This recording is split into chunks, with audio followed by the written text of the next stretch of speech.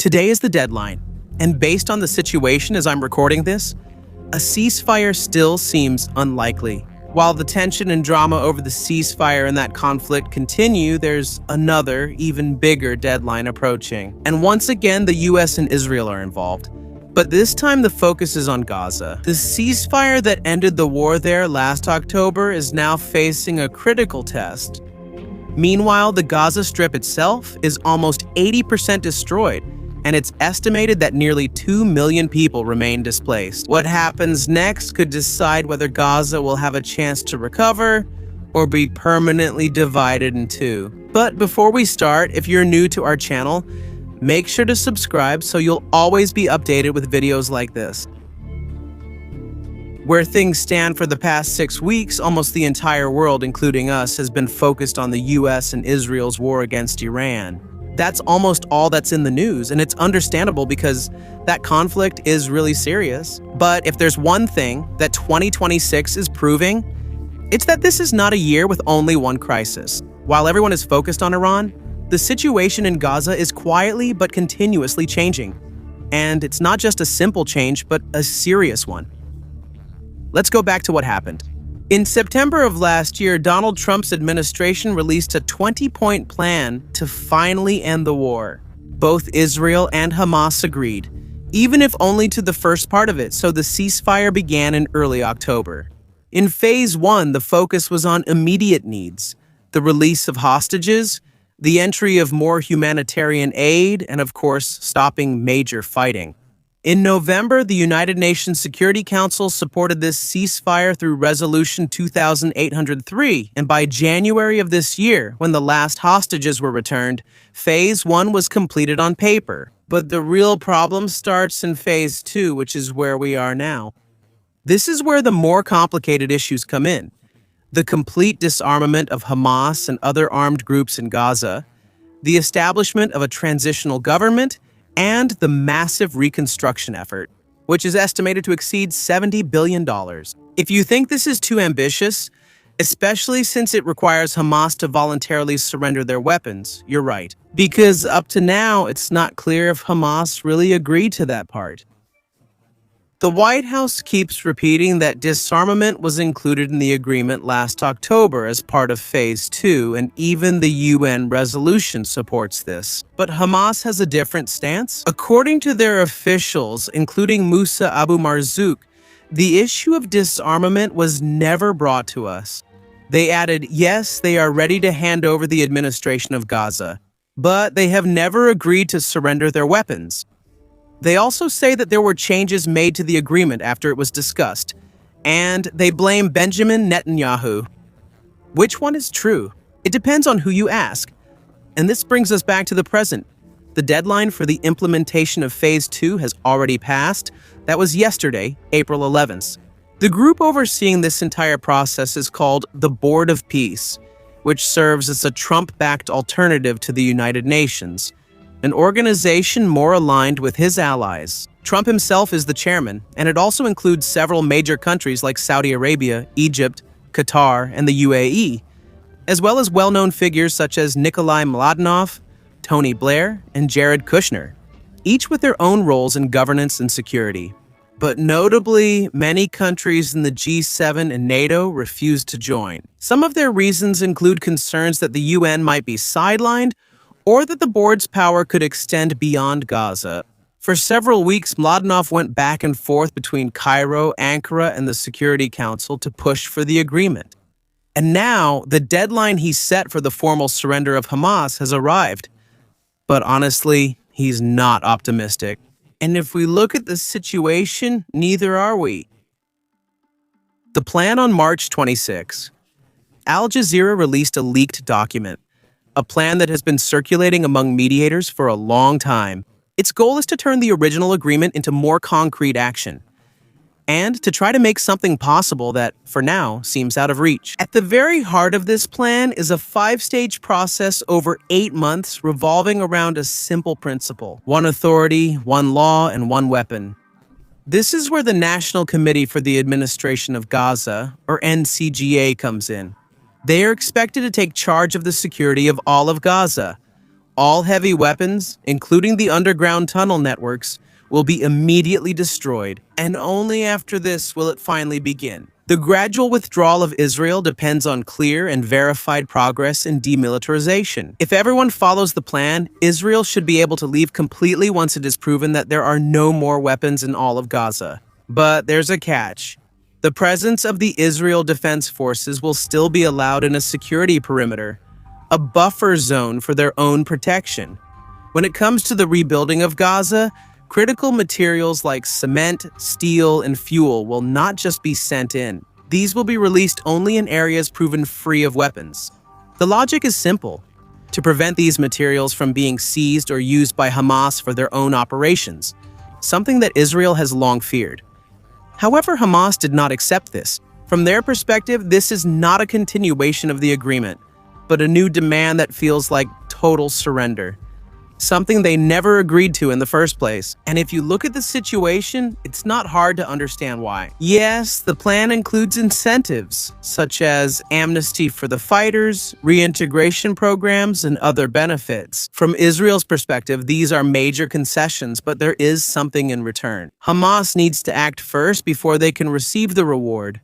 And that's where the problem lies. Hamas isn't known for being consistent with agreements.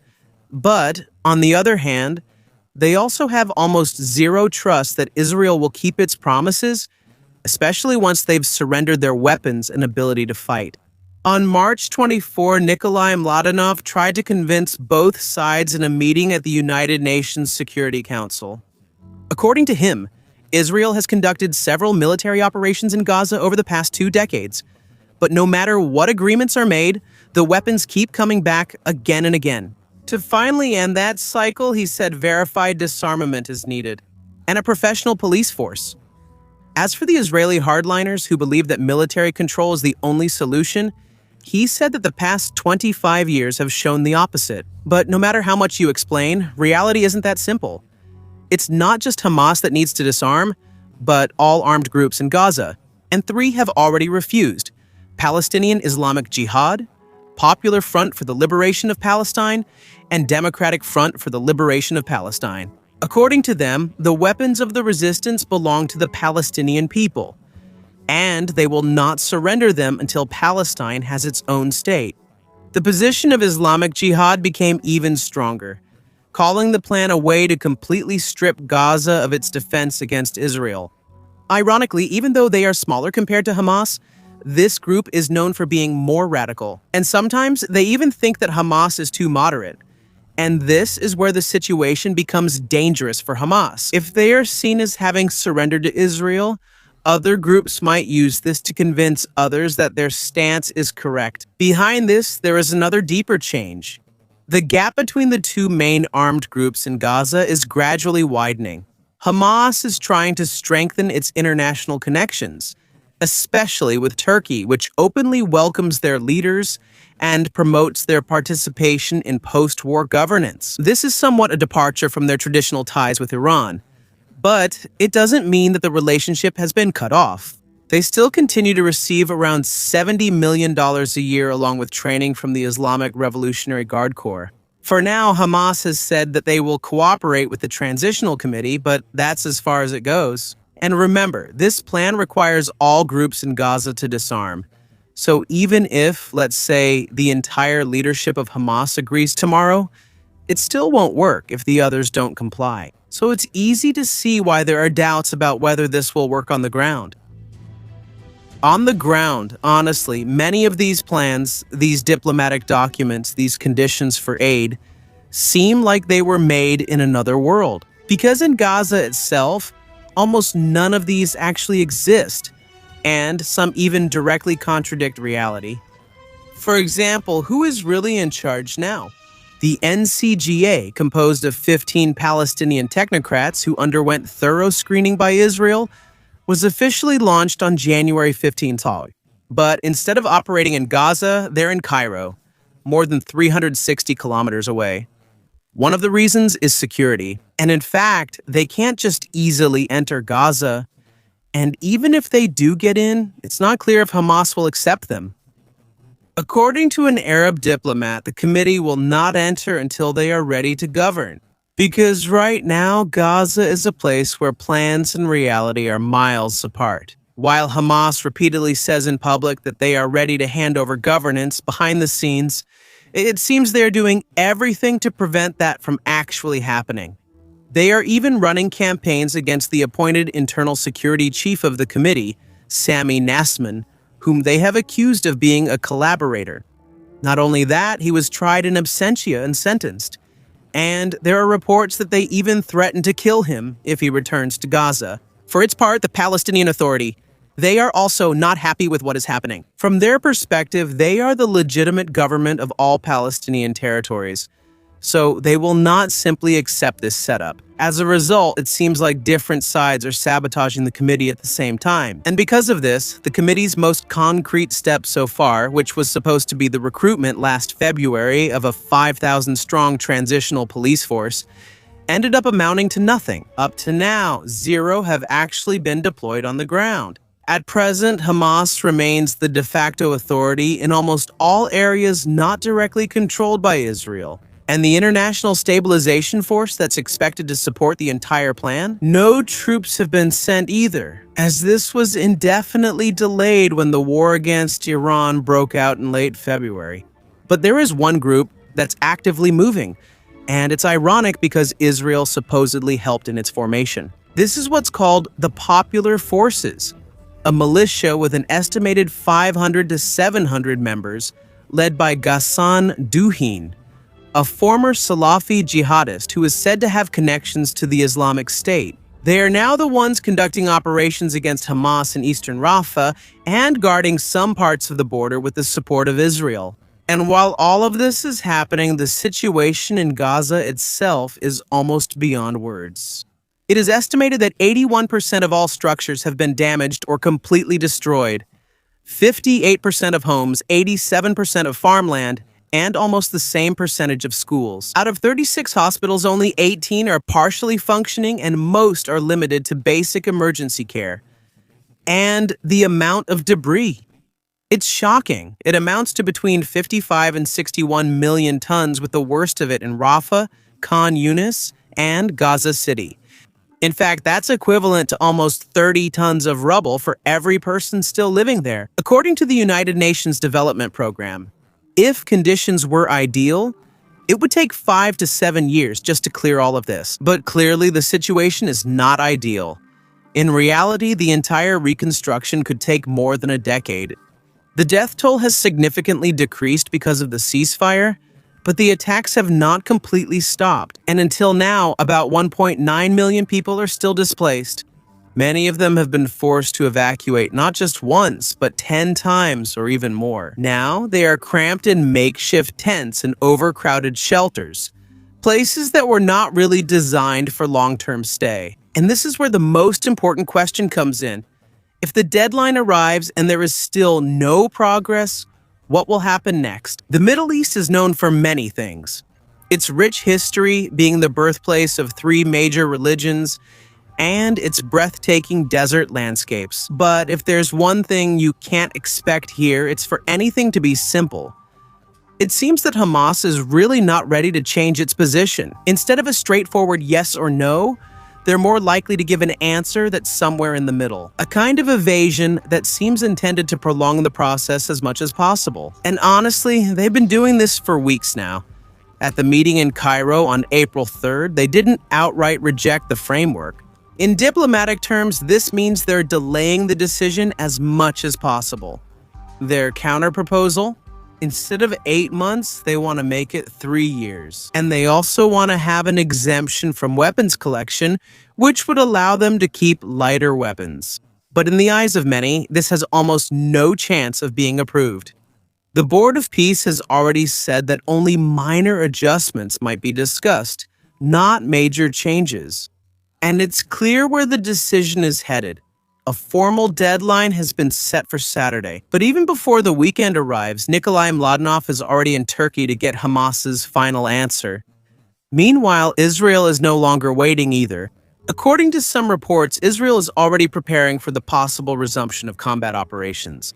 But to be honest, a full-scale return to Gaza wouldn't be that easy right now. If you follow the broader situation in the Middle East, it's clear that Israel is already overloaded.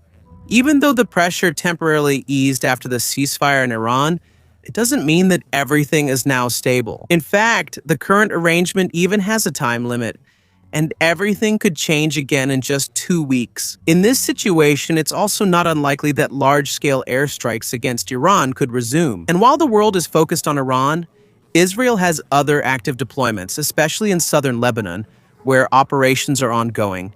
And there's even talk about the possibility of a semi-permanent buffer zone. Even reservist service has been extended from 6 to 9 weeks. In other words, the Israel Defense Forces are stretched. So in the near future, it's more likely that there won't be a sudden reset, but rather a further worsening of the current situation. There's another fallback plan circulating in Washington. According to a Reuters report, there's an alternative strategy that might skip the disarmament clause and just focus on reconstruction in areas under Israeli control. This is called Plan B, but if this happens, we'll be back to what many analysts have warned about: the possible division of Gaza into two. One part under Israeli military control, where there will be reconstruction and aid, and another part under de facto control, isolated, blockaded, and continuously weakening. For Hamas, they also have their own calculations. According to some reports, they expect that the ceasefire in Iran could change the entire discussion, possibly dividing parts of the track.